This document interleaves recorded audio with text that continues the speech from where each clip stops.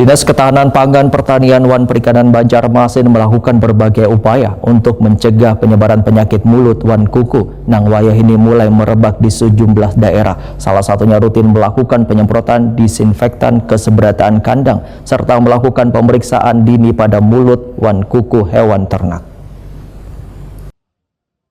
Dinas Ketahanan Pangan Pertanian Wan Perikanan Banjarmasin melakukan berbagai upaya untuk mencegah penyebaran penyakit mulut wan kuku nang wayah mulai merebak di sejumlah daerah. Pemeriksaan terhadap hewan ternak nang ada di rumah pemotongan hewan Basiri, Jalan Tembus Mantuil, Banjarmasin Selatan telah dilakukan.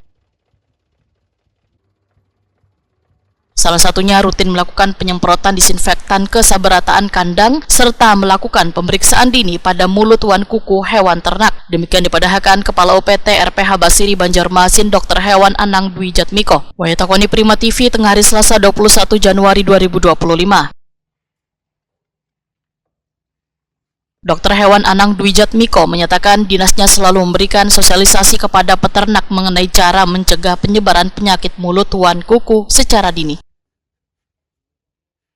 Ya, sejauh ini di Banjarmasin karena kita bukan daerah yang peternakan, sentra peternakan, jadi kita mendatangkan sapi dari berbagai daerah termasuk dari lokal, dari luar Pulau Kalimantan, baik itu Nusa Tenggara Barat, Nusa Tenggara Timur, dan bahkan Jawa ataupun Bali. Jadi kami kayak seperti tahun kemarin kita sudah ada program vaksinasi PMK dari Dinas Perkebunan dan Peternakan Provinsi Kalimantan Selatan. Jadi setiap sapi yang datang kita lakukan vaksinasi dan penyemprotan disinfektan. Ya, dari daerah asal juga sudah ada karantinanya juga, ada pemeriksaan dan bahkan vaksinasi pertama untuk PMK.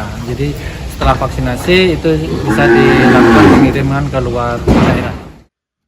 Kembali merebaknya wabah penyakit mulut wan kuku di Indonesia membuat Balai Karantina Pertanian Kelas 1 Banjarmasin meningkatkan kewaspadaan. Terdapat 8.483 kasus penyakit mulut wan kuku nang dilaporkan, di antaranya 223 mengalami kematian, 73 terpaksa dipotong.